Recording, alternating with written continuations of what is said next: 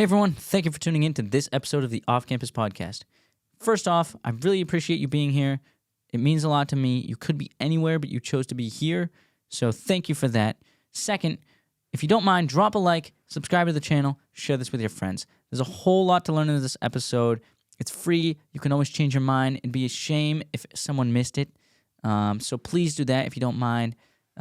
Again, I thank you. I really hope you enjoy this video, and I hope that you learn something that you will only learn off campus. Hey everyone, welcome back to the Off Campus Podcast. Today is going to be a little bit of a heavier topic. I know, I guess actually the last two kind of have been as well, but this one I think especially is, and we're going to be talking about medications and depression. So specifically for medications, Prozac. And we're going to be talking a little bit about ADHD to start. So, and first off, I would like to point out, I don't hate on people who have prescriptions for any of these drugs or, any drugs in general. I don't like to judge people. And I do recognize that there are a lot of people in this world who need to take something to have a normal life, quote unquote, because there is a lot of chemical imbalances in the brains for some people, and a lot of people have serious health risks that they need to take care of. So I just wanted to start that out. Although I also believe that people in America and all over the world, I guess, especially children, are way overdiagnosed and way over-medicated. And so that's why I'm going to be talking about this. Because, we'll start off with ADHD. Actually, first, I want to preface also by saying that all my sources are going to be in the description of this episode. I picked all sources that aren't really anti-drug. So I used Mayo Clinic, DBS Alliance, K-Health, Medical News Today, and MedlinePlus.gov. These are all real medical institutions. They are not anti-drug, so they're not going to skew numbers at all. So I have a lot of numbers, a lot of data, which we're going to go through. So I might as well get right into it. So, according to Cross River Therapy, 9.4% of children, or 6.1 million children aged 2 to 17, are diagnosed with ADHD. And that number is 4.4% in adults, so a little less than 3 million adults. So around 9 million people in the U.S. are diagnosed with ADHD. And 3 in 4 children who are diagnosed with ADHD are medicated somehow. I think that also includes therapy, but not many people go to therapy for ADHD. And 20% of young children are misdiagnosed. Now, my problem with ADHD is that a lot of the symptoms of ADHD, or I guess the symptoms of ADHD are all stuff that's normal for kids. So trouble focusing, short attention span, moving around a lot, having a lot of energy, like not being able to focus on one thing. That's all common in children, and it's honestly uncommon for a child, let's say under the age of 15, to not be like that, especially in school, because, well, what 8-year-old wants to be sitting there in school? That, like, they have a million things running through their mind other than school. Obviously, they're going to have trouble focusing, and kids tend to have a lot more energy than adults anyway. So, I mean, they fidget a lot. They can't focus. It's all normal stuff, and it's not normal if a kid doesn't experience those things. So that's my first problem with ADHD. I just think there's way too many misdiagnoses. And the drugs that are commonly used to treat ADHD and ADD, those are both pretty similar, but I'm talking about ADHD, is Adderall, which is an amphetamine, and we're going to go over what that kind of stuff is, like how it works and what it is. Now, also, I had a friend in elementary school, I think either in 4th or 5th grade, and he had ADHD, and I remember he would take medicine for it. I don't remember if it was Adderall. It was some sort of medicine, but he was taking a lot of it, and I remember he had no appetite ever. He barely ate, and he wasn't a small kid. He was tall for his age, and even through high school, he like taking medicine and having just absolutely no appetite. And there's other stuff that goes along with it, although I didn't take it, so I don't know exactly how he felt, but I know that was the major thing is he just had no appetite, barely ate. And that's what a lot of these drugs do. Now, we're going to move into depression. So these numbers are even crazier. So 17.3 million American adults, so about 7.1% of people 18 years or older, are affected by clinically diagnosed depression, so are diagnosed with depression. And 1.9 million children, 3 to 17, have diagnosed depression as well. So that's, let me do some quick math. 19 million people, a little over, in the United States, and we have about 300 million people, so I don't know the exact percentage there. I can't do the math that quick. But we're going to be talking about Prozac, also known as fluoxetine. Now, you're going to have to stick with me a little bit here,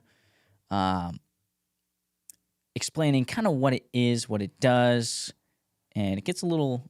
there's some terms you might not know, so I'll go over them. An SSRI, Prozac is an SSRI, also known as fluoxetine. An SSRI is a selective serotonin reuptake inhibitor. That's the name. It explains what it is. So it works by increasing the amount of serotonin in the brain, which is serotonin's a natural substance in the brain that basically regulates your mood and your sleep and stuff like that. So people who have depression have lower levels of serotonin and dopamine in the brain. So a lot of the time they'll take Prozac to boost that level unnaturally. And so when people take it, it maintains a mental balance for a lot of people who have lower levels of serotonin naturally. Now, Prozac is used by about 22 million Americans and is the 31st most prescribed drug. And it's used for depression and other psychiatric disorders. So you notice I said about 19 million Americans have depression and about 22 million Americans use Prozac. So a little bit of there might be some people who aren't clinically diagnosed depressed and still take it, or maybe they're just using it for other reasons. Now, a lot of people will say antidepressants are non-addictive, but there is kind of differentiating evidence there. Now, Medical News Today goes on to say antidepressants do not cause addiction. However, if people take them for long enough, the body can become used to them so that they experience withdrawal when they stop. Individuals can often experience negative symptoms when they stop taking them, especially if they do so abruptly. This is similar to physical dependence, but is different from addiction. So I think a lot of drugs are like this, and I think alcohol is like this too, where they're not chemically addictive like nicotine. Like nicotine is chemically addictive. Your brain instantly creates a dependence for the drug. So this isn't exactly how it works. So it's not technically addictive. But when your body gets used to taking something and you no longer have it, there's going to be some withdrawal symptoms and other negative symptoms, especially if you stop taking it like really abruptly. So this happens. This actually happens with marijuana, where it's called marijuana abuse disorder, something like that. I don't know exactly the term, but it's the same sort of thing. So people will smoke weed a lot, And then if they stop smoking weed, they'll have trouble sleeping. They'll be more irritable. I don't know, other stuff, way less creative. Just a lot of symptoms, because they stopped taking something that their body's used to.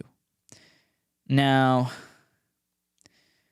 on medlineplus.gov, at the very top, they have a warning about fluoxetine, which is Prozac. It says, important warning. And it's 5 paragraphs long. But basically, I'm going to read the first paragraph. It sums it up pretty well. A small number of children, teenagers, and young adults, up to 24 years of age, who took antidepressants, mood elevators, such as fluoxetine during clinical studies, became suicidal.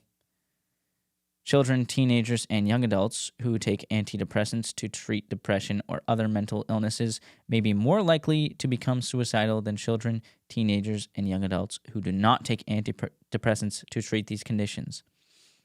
However, experts are not sure about how great this risk is and how much it should be considered in deciding whether a child or teenager should take an antidepressant. So that's medlineplus.gov admitting that people who have depression and end up taking Prozac end up with having more suicidal thoughts than people who have depression and don't use Prozac. And I mean, I know that's not true for everyone. I'm not saying it is. But statistically, yeah, there's more people or people who take antidepressants and get off of them tend to be more suicidal than people who just never took the antidepressants, which that's kind of the same sort of thing, like your body's just getting used to it. It's getting used to these serotonin boosts that they're unnaturally getting from these antidepressants, and then their body, when it doesn't get it, it kind of shuts down in different ways. And it also goes on to list a bunch of possible side effects, and these include nervousness, anxiety, difficulty falling asleep, nausea, diarrhea, dry mouth, heartburn, yawning, weakness, uncontrollable shaking of a part of the body, loss of appetite, weight loss, unusual dreams, stuffy nose, sexual problems in both male and females, excessive sweating, headache, confusion, weakness, difficulty concentrating, or memory problems. And then it moves on to serious side effects, possible side effects: rash, hives or blisters, itching, fever, joint pain, swelling, difficulty breathing, agitation, fast, slow, or irregular heartbeat, shortness of breath, dizziness or fainting, seizures, and abnormal bleeding or bruising.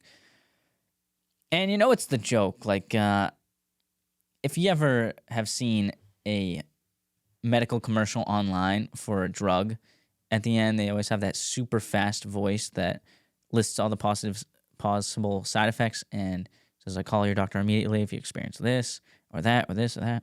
And it goes on, and it's a joke, but this stuff's real, and it really, like, these side effects are real, and they affect a lot of people.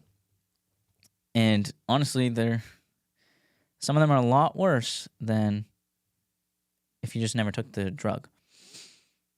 Now, it's a little. I'm going to compare like amphetamines to these SSRIs, and by that I'm going to use meth and how that works. So methamphetamine is an amphetamine, obviously, and it works by creating a rapid release of high levels of dopamine. And SSRIs create a rapid release of high levels of serotonin. And serotonin and dopamine are similar. They have a couple differences, but they work similarly in the brain. So they both have receptors, and basically what these drugs do is they block the receptors, and the dopamine kind of fires back and forth between them because they can't go through the receptor. So the dopamine or serotonin goes back and forth, and it just creates a huge level boost to serotonin or dopamine in the brain. And that's basically how it works. So and serotonin is different from dopamine. So serotonin, like I said earlier, controls mood more and sleep. So it controls your happiness. And dopamine controls like motivation and productivity. So they're a little different, but very similar how they work. So, like I said, it's not chemically addictive, but it does create an addictive situation where the body becomes accustomed to the drug, and then when it doesn't have the drug, people get withdrawal symptoms and depression that's worse than when they didn't even take the drug before. So, and Adderall is used for ADHD, like I mentioned, and it's an amphetamine, and it works very similarly to meth, and by increasing the levels of dopamine and serotonin in the brain. And another sad thing I saw was Prozac is prescribed to kids as young as 7, according to Mayo Clinic, which, that's just crazy. That is crazy. These side effects of these drugs, they're endless, and they're dangerous, and you're just, I don't know. You guys have to remember, pharma is a business. They make money from this stuff. And any business person is going to be pushing for people to use their product a lot of the times, even when the customer doesn't need it. And it happens here with pharma too. That's why I think that just there's so much over-diagnosing and so much over-medication in our society nowadays. Because people just go to their doctors. I mean, they trust the doctors with everything. I don't think the doctors are evil. I want to say that too. I don't think doctors are evil, but it's just a lot of stuff you don't need that people are being pushed to take, especially with medicine. It's important to mention we're the most medicated generation there has ever been. We're the most fat generation there's ever been, and we're the most unhappy generation there has ever been. And I mean, those correlate. So that's important. But I want to end on a positive note. There are ways to fix this. There's ways to make yourself feel better. If you're depressed, there's ways to make yourself feel better. So I think the biggest, the most simple, and the easiest is probably exercise. If you're not in shape, I really, really recommend just to go to the gym for 2 weeks and see how you feel mentally and physically after those 2 weeks. Even now, if I skip out on a couple weeks of the gym, I have way less energy. I'm just overall down. I don't feel like doing anything. I have a lot less motivation to work. I get tired way earlier in the day. So I think exercise is one of the most important things and very lacking in our society. Like I said, we're the most fat generation there's ever been. It's crazy. Other ways, any way to better yourself will help with your mental and usually along with your physical as well.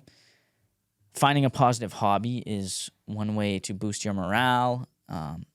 But importantly, on the hobby front, I think finding a hobby is, in this day and age, it's all about consumption. So a lot of the people will go play pool, they'll bowl, they'll play golf, something like that. But I think a really good, healthy hobby is something where you create something. So people who woodwork and build chairs and build tables, they're creating something. People who write, they're creating something. My hobby right now is this podcast. I'm creating something, and it gives me some joy and some sense of accomplishment. Especially, that's the biggest thing with a hobby. If you get a sense of accomplishment from your hobby and you enjoy doing it, well, there's literally no part of that where you're losing. So, positive hobby where you create, not consume. Eating healthy is super important too. I've mentioned it before. Michaela Peterson, she had a ton of problems. She had her knee replaced or her ankle replaced at 17 years old because of arthritis, super bad arthritis. But now she's on Lion Diet, and she said she feels better. So, I'm not saying you have to do these weird diets, like crazy diets like her, but just eating healthy in general, you're going to feel so much better mentally too. The brain fog that clears when you start eating healthy is just crazy. If you can't read what you're eating, or if you don't know, like if you see the back of a label and there's a bunch of ingredients you don't even know how to pronounce, likely you shouldn't be eating it. Not all the time, but most likely. Reading is a really good way to do this. You get your mind, well, first off of a screen. We're all addicted to our phones, most of us, and just reading a paper book is super healthy for you, and you learn something. So that's another way. And working towards a higher goal than yourself, so helping others. I mean, I've said that before too. If you think you're sad, go do something really nice for someone and just see how you feel the rest of the day. I promise, guaranteed, 100%, you're going to feel better about yourself. And not even just that day. You're going to feel better about yourself tomorrow too. And I don't know, just give someone either your time or your money. So it doesn't have to, you don't have to just hand them money, but maybe you're feeling nice one day and you want to tip someone 50%, and you do that. Even if you don't see the person's reaction, like you just feel better about yourself. And I mean, that's the truth. And there's a lot of ways to better yourself, become a better person, become a happier person that doesn't involve drugs, prescribed or recreational. I don't recommend drugs at all. I mean, if you can, even for fevers or colds, like I really try not to take medicine. I try to make my immune system fight it off itself, and I feel like it's kind of training my body to fight off these bacteria. And yeah, I mean that's all I got. So thank you all for watching. I appreciate it if you made it this far. Smash that like button if you don't mind. Please subscribe and share. If you don't mind, it takes half a second, and it's free for you, and it helps me out a lot. Gives me motivation to keep doing these. I'm going to keep doing them anyway because I like doing it. But yeah, again, thank you for watching. I really hope you learned something. If you did, let me know what you learned in the comments. That's all. So have a great day, everyone, and see you later.